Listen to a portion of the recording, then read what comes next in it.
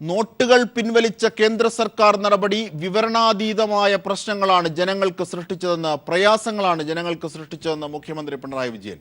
കള്ളപ്പണം തടയാൻ ഉദ്ദേശിച്ച് സ്വീകരിച്ച നടപടിയേ അല്ല ഇത്. നോട്ടുകൾ പോകുന്നുവെന്ന വിവരം ചില കേന്ദ്രങ്ങൾ നേരത്തെ അറിഞ്ഞിരുന്നുവെന്നും മുഖ്യമന്ത്രി. പ്രയാസമാണ് ജനങ്ങൾക്കാകെ സൃഷ്ടിച്ചിട്ടുള്ളത്. പക്ഷേ ഇത് കള്ളപ്പണം തടയാൻ ഉദ്ദേശിച്ച് സ്വീകരിച്ച നടപടിയേ അല്ല. ഇവിടുത്തെ ജനങ്ങളുടെ കയ്യിലിരിക്കുന്നത് കള്ളപ്പണമല്ല, അവർ അധ്വാനിച്ചുണ്ടാക്കിയ പണമാണെന്നും 500 രൂപ 1000 രൂപ നോട്ടുകൾ ഡിസംബർ മാസം 30 വരെ ഉപയോഗിക്കാനും മാറിയെടുക്കാനുമുള്ള സാഹചര്യം കേന്ദ്ര സർക്കാർ ഒരുക്കണമെന്നും പിണറായി വിജയൻ ആവശ്യപ്പെട്ടു. ജനങ്ങളുടെ ബുദ്ധിമുട്ട് കണക്കിലെടുത്ത സർക്കാർ സംവിധാനങ്ങളിൽ പിഴ കൂടാതെ പണമടയ്ക്കാനുള്ള സമയപരിധി ഈ മാസം 30 വരെ നീട്ടിയതായും മുഖ്യമന്ത്രി അറിയിച്ചു. വൈദ്യുതി ബില്ല്, വെള്ളക്കരം, പരീക്ഷാ ഫീസ്, വിദ്യാഭ്യാസ സ്ഥാപനങ്ങളിലെ ഫീസ്, വീട്ടുകാർ തദ്ദേശ സ്വയംഭരണ സ്ഥാപനങ്ങളിലേക്ക് കൊടുക്കേണ്ട ഫീസുകൾ, ഇത് കെട്ടിട നികുതി, ഇത്തരം കാര്യങ്ങൾക്കൊക്കെ ഇപ്പോൾ അടക്കേണ്ടതിന് പിഴ ഈടാക്കുന്ന നിലയുണ്ടാവില്ല. ഈ മാസം അവസാനം വരെ അവർക്ക് സാവകാശം കൊടുക്കുകയാണ്.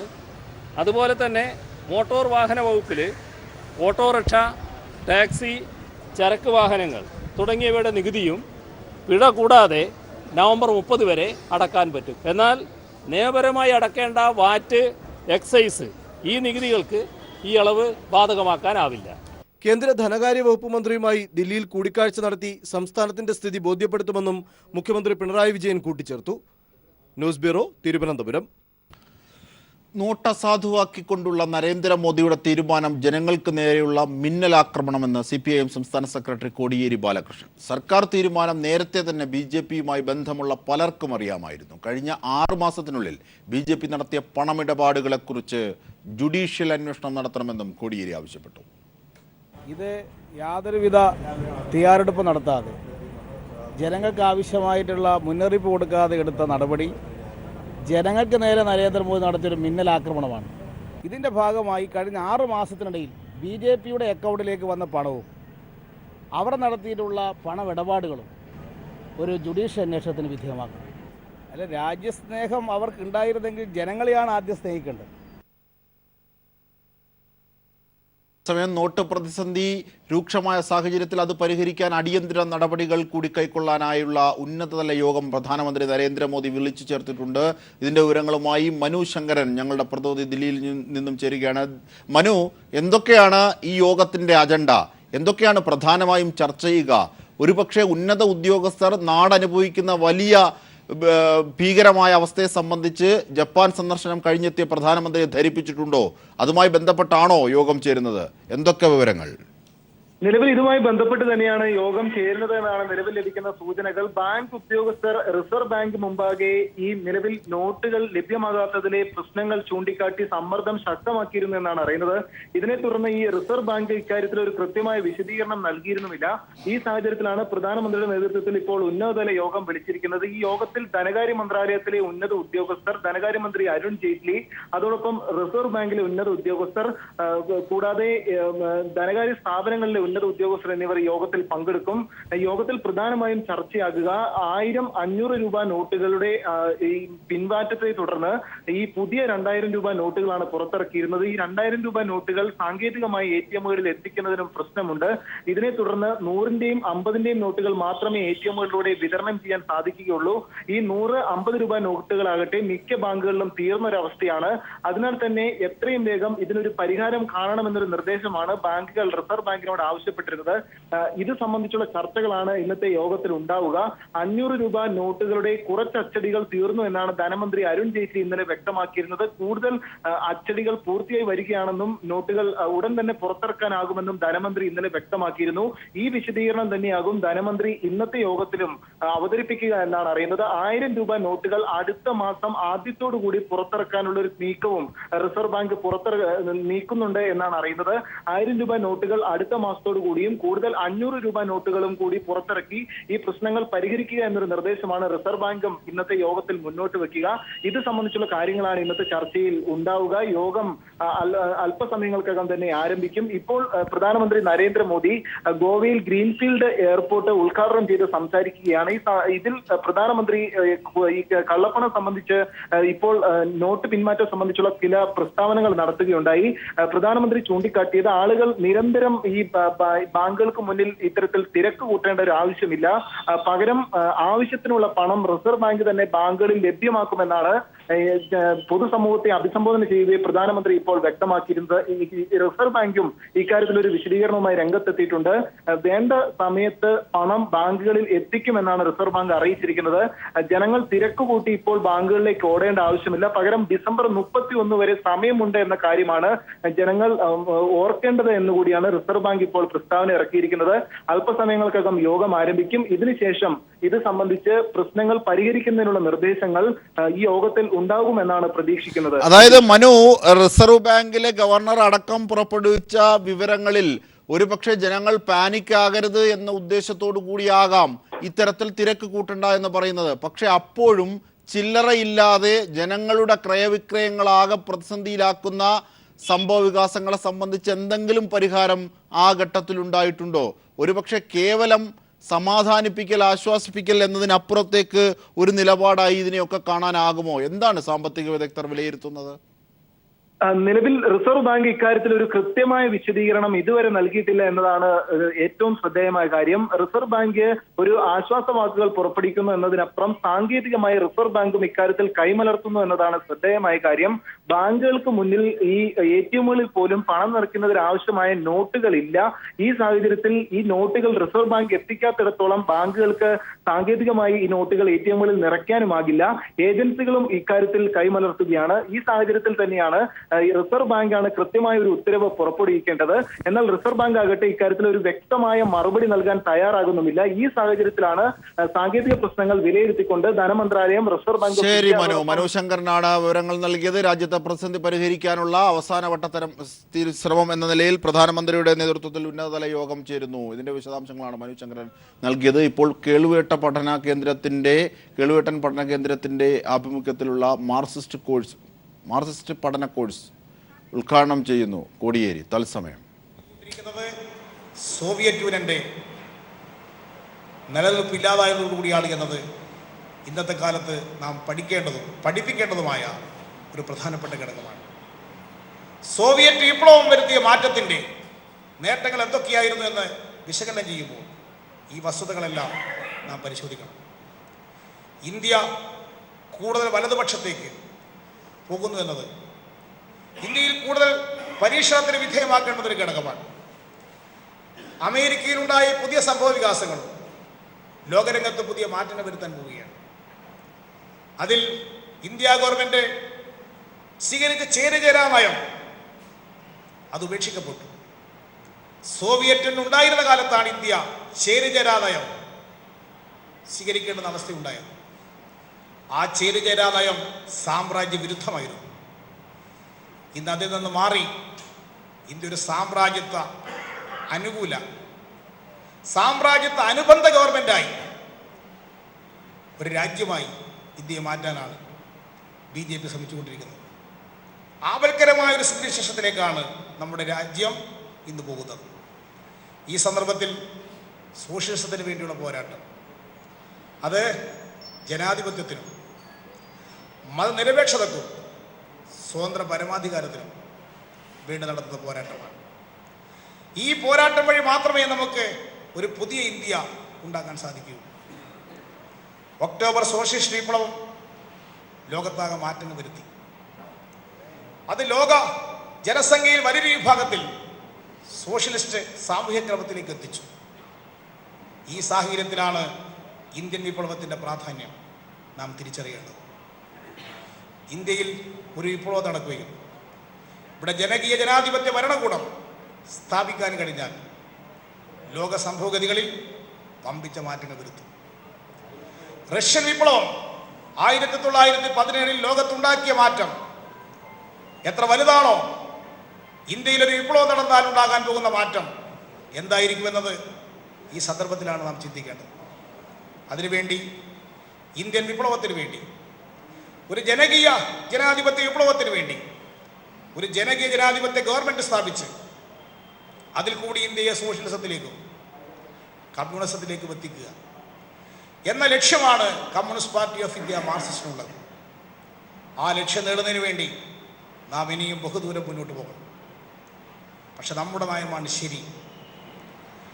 ഈ മുതലാളിത്തത്തിന് പകരം വെക്കാൻ. വാർത്തകളിലേക്ക്. രാജ്യത്ത് നോട്ട് പ്രതിസന്ധി തുടരുകയാണ്. ATMകൾക്ക് മുന്നിൽ പൂർണ്ണമായും ഇപ്പോൾ ജനങ്ങളുടെ ക്യൂ മാത്രമാണ് കാണാനാകുന്നത്. പ്രവർത്തന സജ്ജമായ ATMകളുടെ എണ്ണം കുറഞ്ഞു വരുന്നു. ഒപ്പം ജനം വലയുകയാണ്. പകരം സംവിധാനം ഏർപ്പെടുത്താനുള്ള ശ്രമം ഒന്നും വിജയിക്കുന്നുമില്ല. വലിയ പ്രതിസന്ധി നാടാകെ ഏറ്റുവാങ്ങുന്നു. വ്യാപാരികൾ സംസ്ഥാനത്ത് 15 മുതൽ കടകൾ അടച്ചിടും. മത്സ്യ കാർഷിക വാണിജ്യ മേഖലകളൊക്കെ, പ്രത്യേകിച്ച് ചെറുകിട മേഖലകളിലൊക്കെ വലിയ പ്രതിസന്ധിയാണ് ഉരുണ്ടുകൂടിയിരിക്കുന്നത്.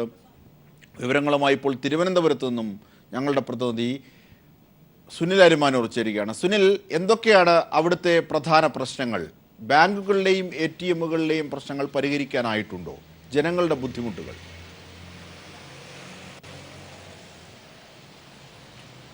അജിംഷാദ്, തിരുവനന്തപുരത്ത് എല്ലാ ബാങ്കുകളിലും അതുപോലെ തന്നെ ATMകളിലും നീണ്ട ക്യൂ തന്നെയാണ്. ചില ATMകളിൽ ഇപ്പോൾ പണം തീർന്നിട്ടുണ്ട്. അതിനെ തുടർന്ന് ATMകൾ അടച്ചിട്ടിരിക്കുന്ന സ്ഥിതിയുമുണ്ട്. അതുകൊണ്ട് തന്നെ പ്രവർത്തിക്കുന്ന ATMകളിലേക്ക് കൂടുതൽ ആളുകൾ എത്തുന്നു എന്നുള്ളതാണ്. ഇപ്പോൾ സ്റ്റാച്യൂയിലുള്ള SBTയുടെയും SBIയുടെയും ബാങ്കുകളിൽ വലിയൊരു തിരക്കാണ് ഉള്ളത്. അവിടെ ATM കൗണ്ടറുകളിലും അതുപോലെ തന്നെ അവരുടെ ബ്രാഞ്ചുകളിലും ഡെപ്പോസിറ്റ് ചെയ്യുന്നതിനും അതിനുശേഷം ATMിൽ നിന്ന് തന്നെ പണം പിൻവലിക്കുന്നതിനും വേണ്ടി തന്നെയാണ് ആളുകൾ എത്തിക്കൊണ്ടിരിക്കുന്നത് എന്നുള്ളതാണ്.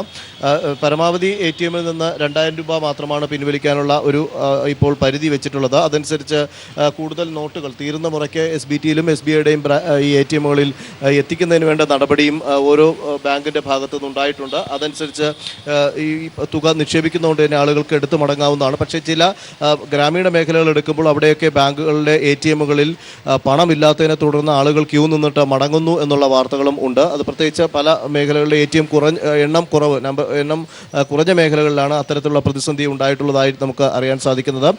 ഈ ബാങ്കുകളുടെ കൂടെ തന്നെ പ്രവർത്തിക്കുന്ന ATMകളിലാണെങ്കിൽ അത് തീരുന്ന മുറയ്ക്ക് അവർ ക്യാഷ് ഫില്ല് ചെയ്യുന്നുണ്ട്. ഏതായാലും ഇന്ന് വൈകുന്നേരം വരെയും ഈ ട്രാൻസാക്ഷൻ നടത്തുന്നതിന് വേണ്ടി ആളുകൾ എല്ലാ ബാങ്കുകളിലും അതുപോലെ ATMകളിലും ഉണ്ടാകും എന്നുള്ളത് തന്നെയാണ് നമുക്ക് ഇപ്പോഴത്തെ കാഴ്ചകൾ വെച്ച് പറയാൻ കഴിയുക. അജിം ഷാ. ശരി സുനിൽമാരൂരാണ് തിരുവനന്തപുരത്തു നിന്നുള്ള വിവരങ്ങൾ നൽകിയത്. വലിയ പ്രതിസന്ധി 5ാം ദിനമാണ്. നോട്ടുകൾ പിൻവലിച്ച് 5ാം ദിനത്തിലും ഒരു പരിഹാരവും ക്രിയാത്മകമായി അധികൃതരുടെ ഭാഗത്തുണ്ടായിട്ടില്ല. അല്ലെങ്കിൽ ഉണ്ടാകുന്ന നടപടികളൊന്നും പ്രായോഗികമായി പൂർണ്ണമായും ശരിയും സഹായവുമാകുന്നില്ല ജനങ്ങൾക്ക് എന്നതാണ് ഇപ്പോൾ പുറത്തെത്തുന്ന വിവരം. ATMകൾക്ക് മുന്നിൽ 1ാം ദിവസത്തിൽ കണ്ടതിനേക്കാൾ വലിയ ക്യൂ ആണ്, നീണ്ട ക്യൂ ആണ് ATMനും ബാങ്കുകൾക്കും മുന്നിൽ കാണുന്നത്. ഒപ്പം ചില്ലറകൾ ലഭ്യമല്ലാത്തതിനാൽ വിപണി വലിയ പ്രതിസന്ധിയിലാണ്. ജനങ്ങൾക്ക് സാധാരണഗതിയിൽ നിത്യോപയോഗ സാധനങ്ങളടക്കം പ്രാഥമികമായി വാങ്ങേണ്ട കാര്യങ്ങൾ പോലും വാങ്ങാനാകാത്ത വിധം ചില്ലറയുടെ പ്രതിസന്ധി ഉണ്ടാകുന്നു. 50, 100 നോട്ടുകൾ ഏതാണ്ട് പൂർണ്ണമായും അപ്രത്യക്ഷമാകുന്നു എന്ന് തന്നെയാണ് ജനങ്ങൾ പറയുന്നത്. ഒരുവിധ ക്രയവിക്രയങ്ങളും നടക്കാനാകാത്ത വിധമുള്ള പ്രതിസന്ധി. മേഘ കോഴിക്കോട് നിന്ന് ചേരുന്നു. മേഘ, എന്തൊക്കെയാണ് വടക്കൻ കേരളത്തെ സംബന്ധിച്ചുള്ള വിവരങ്ങൾ? പ്രതിസന്ധി മണിക്കൂറുകൾ മുമ്പോട്ട് പോകുമ്പോൾ മാറി വരുന്നുണ്ടോ? ക്യൂ കുറഞ്ഞു വരുന്നുണ്ടോ? അതോ കൂടുകയാണോ? എന്തൊക്കെ? ഇതുവരെയും ഒരു മാറ്റവും ഉണ്ടായിട്ടില്ല. വൻ തിരക്കാണ് ബാങ്കുകൾ ഉൾപ്പെടെ നമുക്ക് കാണാൻ സാധിക്കുന്നത്. മണിക്കൂറുകൾ കൂടുന്നതനുസരിച്ച് ആളുകളുടെ എണ്ണവും കൂടുന്ന ഒരു സാഹചര്യം കൂടി ബാങ്കുകൾക്ക് മുൻപിലും ATMന് മുൻപിലും ഒക്കെ കാണാൻ സാധിക്കുന്നു. കാരണം ATMിൽ പൈസ നിറച്ചാൽ അപ്പോൾ തന്നെ തീരുന്ന ഒരു സാഹചര്യം. ബാങ്കുകൾ പറയുന്നത് ഈ നോട്ടുകളുടെ ഒരു കുറവ് കൂടി അനുഭവപ്പെടുന്നു. നേരത്തെ 1000 രൂപ ഇടുന്ന ഒരു ട്രേ ഉണ്ട്. അതിൽ 1000 രൂപ മാത്രമേ ഇടാൻ സാധിക്കുകയുള്ളൂ. 100 രൂപ ഇടുന്ന ഒരു ട്രേ ATMിന്റെ കാര്യമാണ്. 100 രൂപ ഇടുന്ന ട്രേയിൽ 100 രൂപ മാത്രം ഇടാൻ സാധിക്കുന്നു. അതുകൊണ്ട് തന്നെ ബാങ്കുകൾക്ക് ATMിൽ നിക്ഷേപിക്കേണ്ട പണത്തിന്റെ കാര്യത്തിലും ചില തീരുമാനങ്ങളുണ്ട്. അതുകൊണ്ട് അവർക്ക് 100 രൂപ ഇടേണ്ട സ്ഥാനത്ത് മാത്രമേ ഈ പൈസ ഇടാൻ സാധിക്കുകയുള്ളൂ. അതുകൊണ്ട് തന്നെ ആളുകൾ വരുന്നു, അവർ ബാങ്കിൽ നിന്ന് ATM-ൽ നിന്ന് പൈസ എടുക്കുന്നു. പെട്ടെന്ന് തീരുന്ന ഒരു സാഹചര്യം കൂടി ഉണ്ടാകുന്നു. നോട്ടുകളുടെ കുറവ് ഉൾപ്പെടെയുള്ളവ അനുഭവപ്പെടുന്നു. അതിൽ ഏറ്റവും വേദനാജനകമായ ഒരു കാര്യം എന്ന് പറയുന്നത് അജിംഷാദ് അന്യ സംസ്ഥാന തൊഴിലാളികളുടെ കാര്യമാണ്. അവരെ സംബന്ധിച്ച് അവർക്കൊന്നും അറിയില്ല. അവർ ATM-ൽ നിന്ന് പൈസ എടുക്കുന്നു, മറ്റുള്ളിടത്തേക്ക് അയച്ചു കൊടുക്കുന്നു. പക്ഷെ ഇപ്പോൾ അവർ ക്യൂവിൽ നിൽക്കുമ്പോൾ തന്നെ അവർ പറയുന്ന ഒരു കാര്യം എന്നത് എന്ത് ചെയ്യണമെന്നാണ് തങ്ങൾക്കറിയാത്തത്. പ്രായമായ ആളുകൾ ക്യൂവിൽ നിൽക്കുന്നു, സ്ത്രീകൾ ക്യൂവിൽ നിൽക്കുന്നു. അവർ പറയുന്ന ഒരു കാര്യം ഫോം പോലും പൂരിപ്പിച്ച്, അതായത് ബാങ്കിൽ നിൽക്കുന്ന സ്ത്രീകൾക്ക് ഫോം പൂരിപ്പിച്ചാൽ മാത്രമേ പണം ഇടപാട് നടത്താൻ സാധിക്കുകയുള്ളൂ. ആ ഫോം പോലും പൂരിപ്പിക്കാൻ അവർക്ക് സാധിക്കുന്നില്ല എന്നതാണ് വാസ്തവം. അതുകൊണ്ട് തന്നെ ഏറെ നേരം ക്യൂവിൽ നിൽക്കുന്നു. മറ്റുള്ള ആൾക്കാരുടെ സഹായം ക്യൂവിൽ നിന്ന് തേടേണ്ടി വരുന്നു. അത്തരം വളരെ സങ്കടകരമായ അവസ്ഥയിലൂടെയാണ് കാര്യങ്ങൾ നീങ്ങുന്നത്. ATM-ന് മുൻപിൽ ATM ഇപ്പോൾ തുറക്കും എന്ന പ്രതീക്ഷയിൽ ATM-ന് മുൻപിൽ പൊരിവെയിലത്ത് ആളുകൾ ക്യൂവിൽ നിൽക്കുന്ന ഒരു കാഴ്ചയും നമുക്ക് കാണാൻ സാധിക്കുന്നു. ആളുകളുടെ സങ്കടങ്ങൾ പരസ്പരം പറയുകയല്ലാതെ ഇതിന് എന്താണ് ഒരു പോംവഴി എന്നതുമായി ബന്ധപ്പെട്ട് ATM-ന് മുൻപിൽ നിൽക്കുന്ന ആളുകൾക്ക് അറിയില്ല. ബാങ്കിൽ ക്യൂ നിൽക്കുന്ന ആളുകൾ ബാങ്ക് ഉദ്യോഗസ്ഥരോട് ചൂടാവുന്ന ഒരവസ്ഥ, അങ്ങനെ ചെറിയ തരത്തിലുള്ള വാക്കേറ്റങ്ങൾ ഉണ്ടാകുന്ന ഒരവസ്ഥ, അത്തരത്തിലുള്ള കാര്യങ്ങളാണ് നമുക്ക് കാണാൻ സാധിക്കുന്നത്. അജിംഷാദ്, ഞാൻ നേരത്തെ 1000 ATM-കൾ ഉള്ളിടത്ത് 110ഓളം ATM-കൾ മാത്രമാണ് പ്രവർത്തിക്കുന്നത്. പല ATM-കളും ഷട്ടറിട്ട് പൂട്ടിയ അവസ്ഥയിലാണ്. പോസ്റ്റ് ഓഫീസിലും ബാങ്കിലും ഇന്ന് തുറന്നു പ്രവർത്തിക്കുന്നത് തന്നെ വലിയ തിരക്കാണ് അനുഭവപ്പെട്ടുകൊണ്ടിരിക്കുന്നത്. ഉച്ച സമയമാകുമ്പോഴേക്ക് തന്നെ ആളുകളുടെ എണ്ണം കൂടി വരികയാണ് എന്ന് തന്നെ പറയേണ്ടി വരും. അത്തരത്തിൽ വളരെ എല്ലാ മേഖലയെയും ഇത് പൂർണ്ണമായും ബാധിച്ചിരിക്കുന്നു. ഒരു തരത്തിൽ ഒരു സ്തംഭനത്തിലേക്കാണ് കാര്യങ്ങൾ നീങ്ങുന്നത് എന്ന് പറയാം. വീട്ടിലേക്ക് വേണ്ട സാധനങ്ങൾ പോലും കടയിൽ നിന്ന് കൊടുക്കാൻ കടക്കാർ തയ്യാറാകുന്നില്ല. കടം പറഞ്ഞു പോകുന്ന ഒരവസ്ഥ. അത്തരത്തിലുള്ള ഒരവസ്ഥ. നിങ്ങൾ 500 രൂപയുടെ നോട്ട് തരരുത് എന്ന് കേഴുന്ന ഒരവസ്ഥ. അത്തരത്തിലുള്ള ഒരവസ്ഥയാണ് കടകളിൽ ഉൾപ്പെടെ നമുക്ക് കാണാൻ സാധിക്കുന്നത്. തീർത്തും ഒരു ജീവിതക്രമം തന്നെ താളം തെറ്റുന്ന ഒരവസ്ഥ, ജീവിതത്തെ ബാധിക്കുന്ന ഒരവസ്ഥയിലൂടെയാണ് ജനജീവിതം ഇപ്പോൾ കടന്നു പോകുന്നത്. കച്ചവട സ്ഥാപനങ്ങളുടെയും തീരദേശ മേഖലയുടെയും സ്ഥിതിയൊന്നും മറിച്ചല്ല.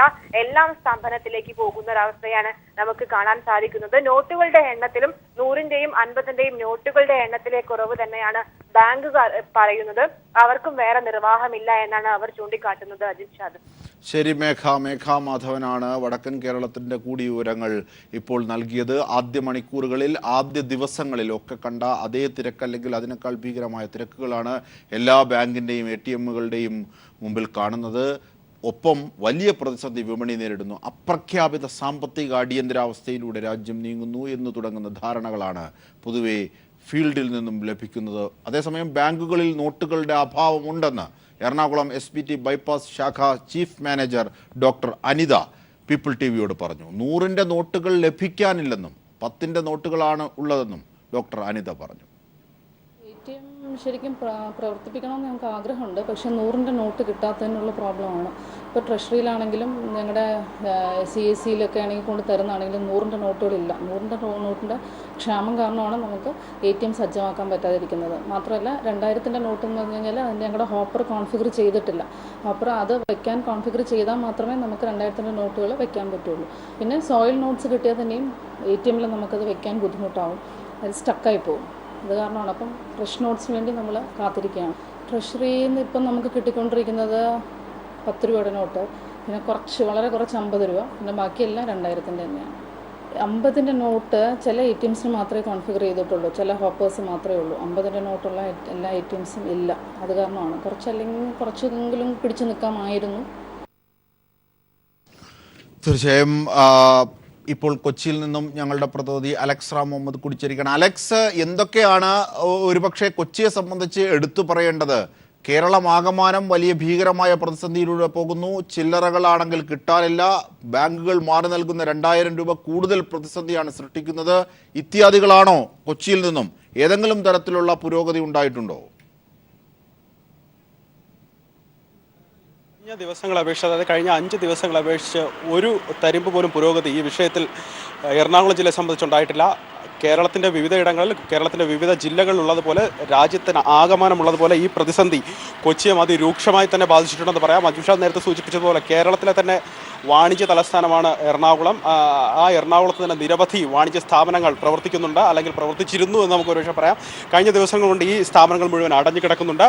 ഞാൻ ഇപ്പോൾ ഉള്ളത്, അതായത് ബൈപ്പാസിലെ SPTയുടെ ശാഖയുടെ മുന്നിലാണ് ഞാൻ ഉണ്ടായിരുന്നത്. നേരത്തെ നമ്മൾ ഇവിടെ നിന്ന് സംസാരിക്കുമ്പോൾ തന്നെ ഈ മുന്നിൽ കാണുന്ന ATM കൗണ്ടർ പ്രവർത്തിച്ചിരുന്നില്ല. കാരണം ഈ ATM ATM കൗണ്ടറിൽ പ്രവർത്തിക്കാനുള്ള കറൻസികൾ, പ്രത്യേകിച്ച് 100ന്റെ കറൻസികൾ ഇവിടെ ലഭ്യമായിരുന്നില്ല എന്നാണ് അല്പം മുമ്പ് മാനേജർ നമ്മളോട് പ്രതികരിച്ചത്.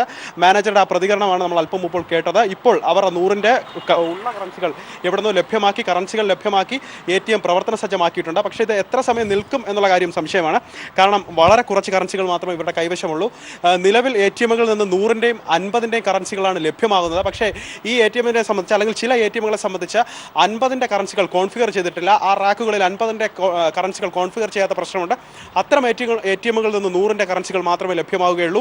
ഈ ATMിൽ നിന്നും 100ന്റെ കറൻസി മാത്രമേ നിലവിൽ ലഭ്യമാവുകയുള്ളൂ. പക്ഷേ ഇപ്പോൾ ഈ നിൽക്കുന്ന ക്യൂ ഇത് കഴിഞ്ഞു പോയാൽ പിന്നെ ഇവിടെ എപ്പോൾ ഈ ATM പ്രവർത്തിച്ച് തുടങ്ങും എന്നുള്ള കാര്യം സംശയമാണ്. ഇവർ അല്പം മുമ്പാണ് ഈ ക്യൂ ഇവിടെ ആരംഭിച്ചത്. നമുക്ക് ക്യൂവിൽ നിൽക്കുന്നവരോട് ചോദിക്കാം. ചേട്ടാ, നേരത്തെ വന്നതാണോ? നേരത്തെ വന്നതാ. കാശ് കിട്ടിയോ? അതോ ഇല്ല, എടുക്കാൻ വേണ്ടി പോകുന്നത്. ആദ്യത്തെ ATMിലാണോ സമീപിച്ചത്? അതോ നേരത്തെ ATMകൾ കയറി ഇറങ്ങുന്നുണ്ടോ? ഒരുപാട് നമ്മൾ ഇപ്പോൾ രാജ്യത്തിന് വേണ്ടിയിട്ട് ചെയ്യുന്നൊരു അവിടെ തീവ്രവാദിക്ക് വേണ്ടിയിട്ട് മിലിറ്ററിയിൽ നമുക്കിപ്പോൾ ജോയിൻ ചെയ്യാൻ പറ്റില്ലല്ലോ. അപ്പോൾ ഇങ്ങനെയെങ്കിലും നിന്നിട്ട് രാജ്യത്തിന് വേണ്ടിയിട്ട് സപ്പോർട്ട്. രാജ്യത്തിന് വേണ്ടി എന്നാണ് അവർ കഷ്ടപ്പെട്ടില്ല സത്യത്തിൽ ഇങ്ങനെ ഒരു പരിഷ്കാരം വന്നത്, നേരത്തെ ഒരു മുൻകരുതലില്ലാതെ? തീർച്ചയായിട്ടും നമ്മൾ ഒരു മുൻകരുതൽ ആണെങ്കിൽ ഇതിപ്പോൾ രാജ്യത്തിന് വേണ്ടിയിട്ടായതുകൊണ്ട് നമ്മൾ അതിനെ സപ്പോർട്ട് ചെയ്യുന്നു, നരേന്ദ്രമോദി. ശരി ചേട്ടൻ, നേരത്തെ വന്നാണ് ബാങ്കുകളെ സമീപിച്ചിരുന്നത്? ഞാൻ ഇന്നലെ വൈറ്റിലെ പോയിരുന്നു. വൈറ്റിലെ പോയപ്പോൾ അവിടെ ക്യൂ കാരണം തിരിച്ചു പോകുന്നു. ഇന്ന് വന്നാണ്. മറ്റു ATMകളിലും ഇത് ഈ ഒരു സമാന അവസ്ഥയാണ്. ഇന്നിപ്പോൾ ആദ്യത്തെ ATMിലാണോ ഇന്നെത്തുന്നത്? ഇന്ന് ആദ്യമായിട്ടാണ് വരുന്നത്. ഈ ഒരു പരിഷ്കാരം സംബന്ധിച്ച് അതെന്ത് പറയുന്നു? പരിഷ്കാരം നല്ലത് തന്നെയാണ്. പക്ഷേ ജനങ്ങൾക്ക് ഇത് കുറച്ചുകൂടെ മുൻകൂട്ടി പ്ലാൻ ചെയ്തിട്ട് വേണമായിരുന്നു. ഇത് ആൾക്കാർ വളരെ ബുദ്ധിമുട്ടുന്നുണ്ട് പെട്ടെന്നുണ്ടായ ഈ പ്രശ്നങ്ങൾ കാരണം. കാരണം നിലവിൽ ബാങ്കിൽ നിന്ന് 2000 രൂപയുടെ കറൻസികൾ മാത്രമേ ലഭിക്കുന്നുള്ളൂ. അവർ അത് ലഭ്യമാക്കുന്നുണ്ട്, ശരി തന്നെയാണ്. പക്ഷേ ഒരു പ്രശ്നം, ഈ 2000 രൂപയും കൊണ്ട് വിപണിയിൽ ഇറങ്ങി കഴിഞ്ഞാൽ ഇതിന് ചേഞ്ച് ഇല്ലാത്തൊരു അവസ്ഥയുണ്ട്. നിരവധി വ്യാപാര സ്ഥാപനങ്ങൾ അടഞ്ഞു കിടക്കുന്നുണ്ട്. ഇത് ജനജീവിതത്തെ, പ്രത്യേകിച്ച് സാധാരണക്കാരൻ്റെ ജനജീവിതത്തെ ബാധിക്കുന്നുണ്ടോ ഈ പ്രശ്നം? തീർച്ചയായിട്ടും ഉണ്ട്. ഞാനൊക്കെ ഇപ്പം ഇവിടെ എറണാകുളത്ത് വന്നപ്പോൾ 2 ദിവസമായിട്ട് നിൽക്കുന്ന ഹോട്ടലിൽ ഭക്ഷണം കഴിക്കാൻ കയറിയാൽ പഴയ 500 നോട്ട് എടുക്കില്ല. നമ്മളവിടെ പോയി ചില്ലറ ഉണ്ടാക്കാനാണ്. ഒരിടത്തും പോയാൽ നമുക്ക് ചില്ലറ കിട്ടില്ല. ഇപ്പം 100ന്റെ നോട്ടിൽ നിന്ന് കിട്ടുന്നുണ്ടെന്ന് അറിഞ്ഞുകൊണ്ടാണ് ഇപ്പോൾ വന്നത്. അജിംഷാദ്, ഈ പ്രശ്നങ്ങൾ ഒരുപക്ഷെ അജിംഷാദ് കേട്ടിട്ടുണ്ടാവും.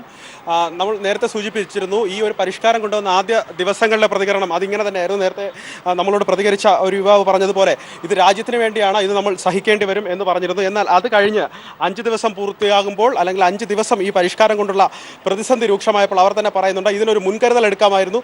യാതൊരുവിധ മുൻകരുതലും സ്വീകരിക്കാതെ ഇങ്ങനെ ഒരു നടപടിയെടുത്തത് ജനജീവിതത്തെ ബാധിച്ചിട്ടുണ്ട്, സ്തംഭിച്ചിട്ടുണ്ട് എന്ന് അവർ തന്നെ പറയുന്നുണ്ട്. ഞാൻ നേരത്തെ സൂചിപ്പിച്ചതുപോലെ തന്നെ 2000 രൂപയുടെ നോട്ടുകൾ ലഭ്യമാക്കുന്നുണ്ട്. പക്ഷേ ഇതിനുള്ള കറൻസികൾ നിലവിൽ ലഭ്യമല്ല. പ്രത്യേകിച്ച് എറണാകുളം ജില്ലയെ സംബന്ധിച്ച് ഏറ്റവും കൂടുതൽ മാളുകൾ പ്രവർത്തിക്കുന്ന കേന്ദ്രമാണ് എറണാകുളം ജില്ല, പ്രത്യേകിച്ച് കൊച്ചിയിലെ നഗര കേന്ദ്രങ്ങൾ. ഈ മാളുകളിൽ നിന്ന് അല്ലെങ്കിൽ സാധനം വാങ്ങാനെത്തുന്നത് സമൂഹത്തിൻ്റെ ഒരു വിഭാഗം മാത്രമാണ്, അല്ലെങ്കിൽ ഒരു മധ്യവർഗത്തിന് മുകളിൽ വരുന്ന വിഭാഗം മാത്രമാണ് ഇത്തരം ഷോപ്പിംഗ് മാളുകളിലേക്ക് കാർഡ് ഉപയോഗിച്ച് സ്വൈപ്പ് ചെയ്ത മറ്റ് ഓൺലൈൻ മാർക്കറ്റിങ്ങിലേക്ക് എത്തുന്നത്. ബാക്കി സാധാരണക്കാരുടെ അവസ്ഥ മറ്റൊന്നാണ്. കാരണം അവർ സാധാരണ ചന്തകളെ, ഇടത്തരം ചന്തകളെ, അല്ലെങ്കിൽ ഇടത്തരം കച്ചവടക്കാരെയൊക്കെ ആശ്രയിക്കുന്നവരാണ്. അത്തരം കേന്ദ്രങ്ങളൊക്കെ അടഞ്ഞു കിടക്കുന്നുണ്ട്. ഈ കഴിഞ്ഞ ദിവസം തന്നെ കലൂരിലൊക്കെ നാം സഞ്ചരിക്കുമ്പോൾ, അല്ലെങ്കിൽ കലൂരിലെ ചന്തകളിലടക്കം നോക്കുമ്പോൾ അവിടുത്തെ കച്ചവടക്കാർ പറഞ്ഞത് ഇതാണ്: ഇവിടെ സ്വൈപ്പിംഗ് മെഷീൻ ഒന്നുമില്ല സാർ, ഇവിടെ ഈ കാർഡുകൾ ഉപയോഗിച്ച് ഞങ്ങൾക്ക് അത്തരത്തിൽ ഓൺലൈനായി ഒന്നും ചെയ്യാൻ കഴിയില്ല, ഞങ്ങൾക്ക് ചില്ലറ തന്നാൽ മാത്രമേ ഞങ്ങളുടെ കച്ചവടം നടക്കുകയുള്ളൂ എന്നടക്കം അവർ പറഞ്ഞിരുന്നു. അത്തരത്തിൽ പൂർണ്ണമായി എറണാകുളത്തെ തന്നെ, അല്ലെങ്കിൽ കൊച്ചിയിലെ തന്നെ വ്യാപാര മേഖല, കച്ചവട മേഖല, മറ്റ് ഇതര മേഖലകളൊക്കെ ഏതാണ്ട് സ്തംഭിച്ചിട്ടുണ്ട്. നേരത്തെ തന്നെ നമ്മൾ വ്യക്തമാക്കിയിരുന്നു, അതായത് ചൊവ്വാഴ്ച മുതൽ ഈ പ്രശ്നത്തിന് പരിഹാരമായില്ലെങ്കിൽ ചൊവ്വാഴ്ച മുതൽ തന്നെ കടകളടച്ച്, അനിശ്ചിതകാലത്തേക്ക് കടകളടച്ച് പ്രതിഷേധിക്കുമെന്ന് ഈ വ്യാപാരി സമൂഹം വ്യക്തമാക്കിയിരുന്നു. നാളെ മുതൽ കടലുകളിൽ മത്സ്യബന്ധനത്തിനായി തങ്ങളുടെ ബോട്ടുകൾ ഇറക്കേണ്ടതില്ല എന്ന് ബോട്ടുടമകൾ തീരുമാനിച്ചിട്ടുണ്ട്. വരും ദിവസങ്ങളിൽ ഈ പ്രതിസന്ധി രൂക്ഷമായി കഴിഞ്ഞാൽ ഹോട്ടലുകൾ തുറക്കേണ്ടതില്ല എന്ന് ഹോട്ടൽ അസോസിയേഷൻസ് തീരുമാനിച്ചിട്ടുണ്ട്. ഇത്തരത്തിൽ പൂർണ്ണമായി സ്തംഭനാവസ്ഥയിലേക്ക് സംസ്ഥാനം നീങ്ങുന്നു, രാജ്യം നീങ്ങുന്നു എന്നും എറണാകുളത്ത് നിന്ന് പറയാനാകും. അജിംഷാദ്. ശരി, അലക്സ് റാം മുഹമ്മദാണ് വിവരങ്ങൾ നൽകിയത്. വലിയ പ്രതിസന്ധി രാജ്യത്ത്, പണമില്ല, ചില്ലറയില്ല, പണം മാറുന്ന സംവിധാനങ്ങളൊക്കെ പാളിച്ചയിൽ, മുന്നൊരുക്കങ്ങളില്ലാതെ ഇത്തരത്തിൽ നടപടി സ്വീകരിച്ചതിൽ വലിയ ബുദ്ധിമുട്ടാണ് നാട് അനുഭവിക്കുന്നത്, ജനങ്ങൾ അനുഭവിക്കുന്നത്. 5ാം ദിനമായിട്ടും അറുതിക്ക് ബുദ്ധിമുട്ടൊന്നുമില്ല. ഇതാണ് വിവിധ മേഖലകളിൽ നിന്നുള്ള ഞങ്ങളുടെ പ്രതിനിധികൾ നൽകിയ വിവരങ്ങൾ കൂടി. നരേന്ദ്രമോദി കള്ളപ്പണം കണ്ടെത്തുക എന്നതാണ് രാജ്യത്തിൻ്റെ രക്ഷിക്കാനുള്ള നടപടിയുടെ ഭാഗമാണ് സർക്കാർ ചെയ്തത് എന്നൊക്കെയാണ് മോഡി ഇപ്പോഴും പറയുന്നത്. ഇതിൻ്റെ കൂടുതൽ വിവരങ്ങൾ നൽകാനായി ദില്ലിയിൽ നിന്നും ഞങ്ങളുടെ പ്രതിനിധി മനു ശങ്കരൻ കൂടി ചേരുകയാണ്. മനു, ദില്ലിയിലെ സാമ്പത്തികമായ സ്ഥിതി എന്ത്? ബാങ്കുകൾക്കും ATMകൾക്കും മുന്നിൽ ക്യൂ എങ്ങനെ തുടരുന്നു?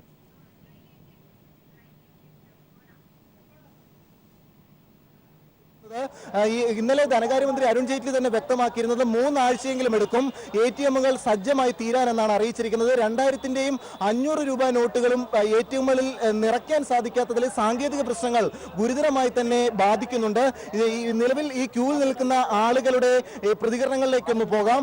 आपको बैंक में मिलेगा? सर बैंक में हमें बहुत ही ज़्यादा प्रॉब्लम हो रही है क्योंकि हम सुबह मॉर्निंग में 4 बजे से यहाँ पे लाइन में लगे हुए हैं और ये बैंक हमें 2-2 हज़ार रुपये के नोट दे रहे हैं। बताइए हमें एक्सचेंज कहाँ से लेके आएंगे, खुले कहाँ से लेके आएंगे?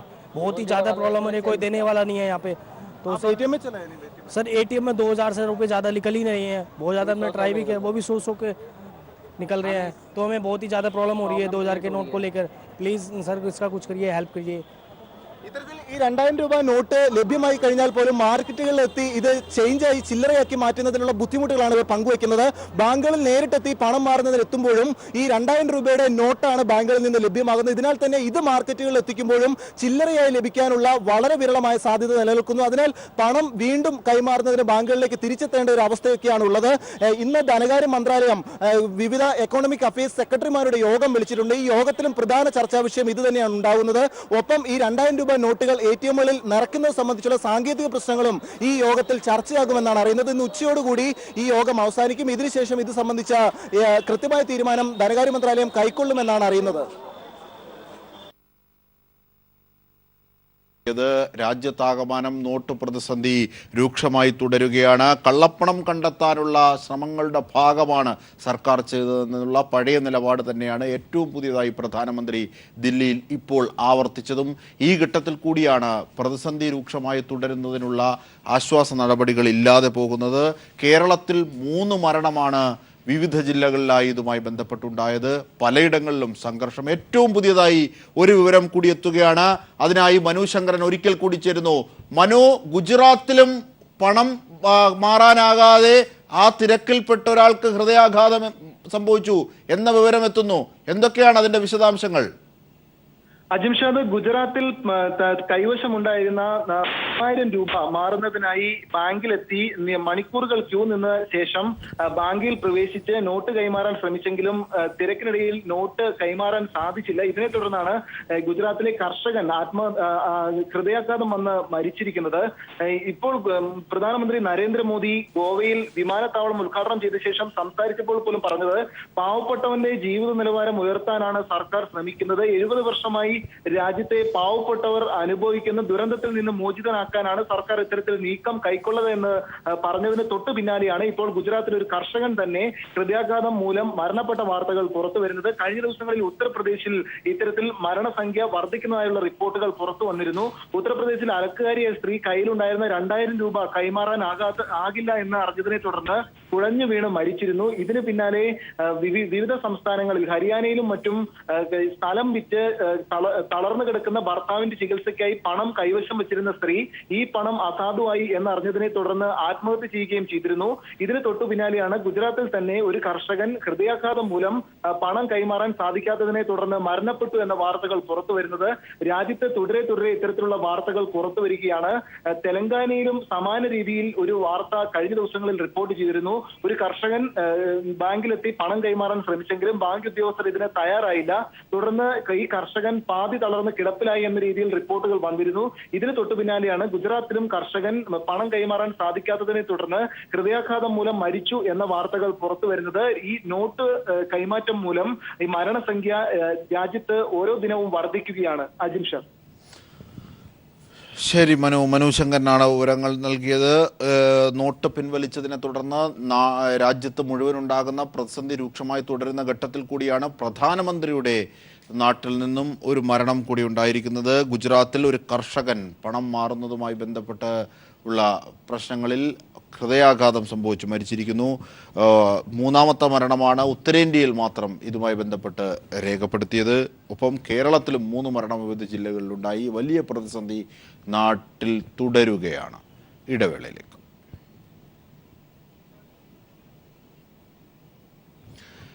ഇടവേളയിലേക്ക് പോകുന്നതിന് മുമ്പ് നോട്ട് പ്രശ്നത്തെ തുടർന്ന് മത്സ്യബന്ധന മേഖലയിലുണ്ടായ പ്രതിസന്ധി കൂടി നോക്കാം. പ്രതിസന്ധി രൂക്ഷമാണ്. മത്സ്യമേഖലയിൽ കച്ചവടം ചെയ്യാനാകാത്ത സ്ഥിതിയിലാണ് തൊഴിലാളികൾ. ചൊവ്വാഴ്ച മുതൽ മത്സ്യബന്ധനത്തിന് പോകേണ്ടതില്ല എന്ന് മത്സ്യത്തൊഴിലാളി അസോസിയേഷൻ തീരുമാനിച്ചു.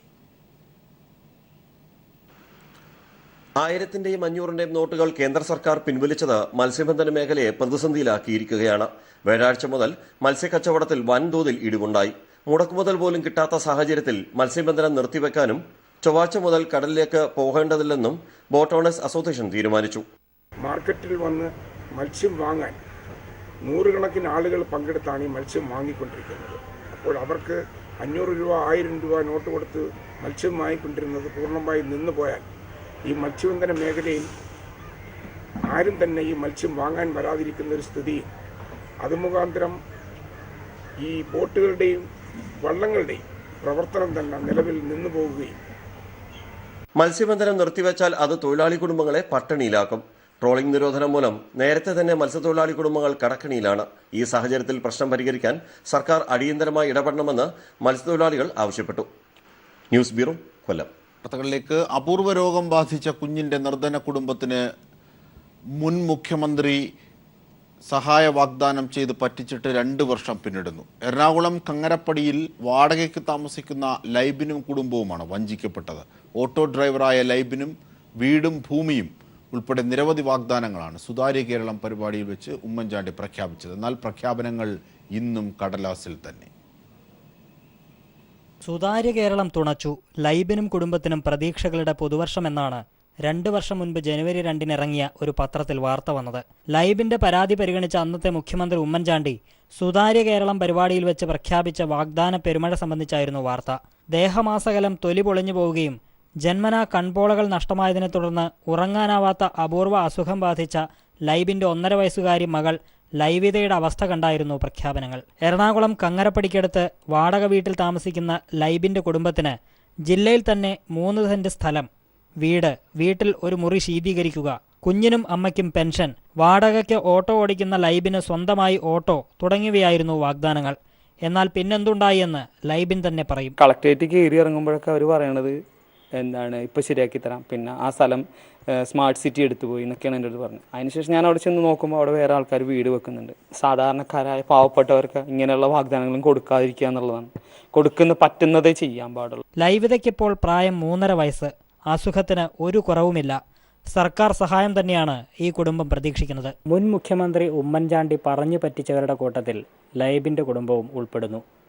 ഈ ലൈവിതയ്ക്കായി നിരവധി വാഗ്ദാനങ്ങളാണ് മുൻ സർക്കാർ വാഗ്ദാനം ചെയ്തതെങ്കിലും അതെല്ലാം കടലാസിൽ മാത്രമായി ഇപ്പോഴും അവശേഷിക്കുകയാണ്. കങ്ങരപ്പടിയിലെ ലൈബിൻ്റെ വീട്ടിൽ നിന്നും ക്യാമറാമാൻ മനോജ് ചങ്ങനാശ്ശേരിക്കൊപ്പം KM ഉമേഷ്.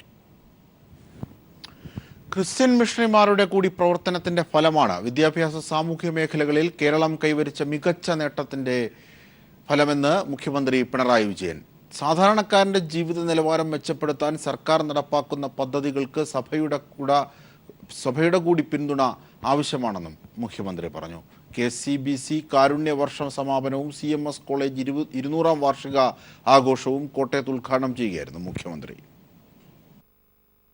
വിദ്യാഭ്യാസം സാധാരണക്കാരനിൽ എത്തിക്കുന്നതിനും ആധുനികമായി സമൂഹത്തെ പരിഷ്കരിക്കുന്നതിലും CSI സഭ വലിയ പങ്ക് വഹിച്ചതായി മുഖ്യമന്ത്രി പറഞ്ഞു. CSI സഭയുടെ മിഷണറി ആഗമനത്തിന്റെയും CMS കോളേജ് സ്ഥാപിച്ചതിന്റെയും 200ാം വാർഷികാഘോഷം കോട്ടയത്ത് ഉദ്ഘാടനം ചെയ്യുകയായിരുന്നു മുഖ്യമന്ത്രി. സമത്വം എന്ന ആശയം അത് മുന്നോട്ട് വെച്ചു.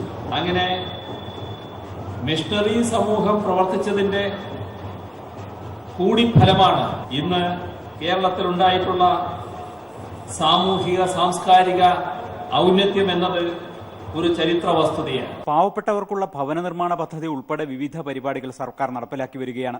ഇതിന് സഭാ നേതൃത്വത്തിന്റെയും വിശ്വാസികളുടെയും പൂർണ്ണ പിന്തുണ ആവശ്യമാണെന്നും പിണറായി വിജയൻ പറഞ്ഞു. KCBC കാരുണ്യവർഷ സമാപനം കോട്ടയത്ത് ഉദ്ഘാടനം ചെയ്യുകയായിരുന്നു മുഖ്യമന്ത്രി. നമ്മുടെ നാടിന്റെ ഭാവിക്ക് വേണ്ടിയാണ്, വരും തലമുറയ്ക്ക് വേണ്ടിയുള്ള ഒരു പ്രവർത്തനമാണ് സർക്കാർ ഏറ്റെടുക്കുന്നത്. ഈ കാര്യത്തിൽ നിങ്ങളുടെ ആകെ പൂർണ്ണമായ സഹകരണം ഉണ്ടാകണം. MP-മാരും MLA-മാരും ജനപ്രതിനിധികളും വിവിധ സഭാമേധാവികളും ബിഷപ്പുമാരും ആയിരക്കണക്കിന് വിശ്വാസികളും ഇരു പരിപാടികളിലും പങ്കെടുത്തു. News bureau, Kottayam. ആലപ്പുഴയിൽ നടക്കുന്ന സംസ്ഥാന സ്പെഷ്യൽ സ്കൂൾ കലോത്സവത്തിലെ ഒപ്പന മത്സരം ശ്രദ്ധേയമായി. ജന്മനാ കേൾവിശക്തിയും സംസാരശേഷിയും ഇല്ലാത്ത കുട്ടികളുടെ ഒപ്പനയാണ് കാണികളുടെ ശ്രദ്ധ പിടിച്ചു പറ്റിയത്.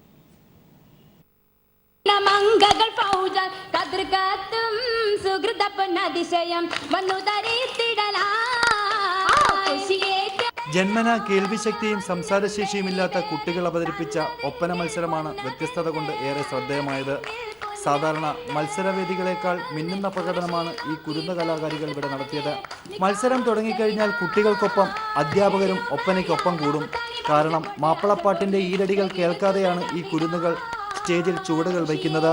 നമ്മളെ ഒപ്പന കൈമുട്ടണതിൻ്റെ താളല്ലേ, അതിങ്ങനെ പ്രാക്ടീസ് ചെയ്ത് അതിങ്ങനെ താളം ഇങ്ങനെ വന്നാൽ പിന്നെ നമ്മളങ്ങോട്ട് ഫസ്റ്റ് തുടങ്ങിയാൽ അങ്ങനെ ആർക്കും ചെയ്തു കൊടുക്കൂല.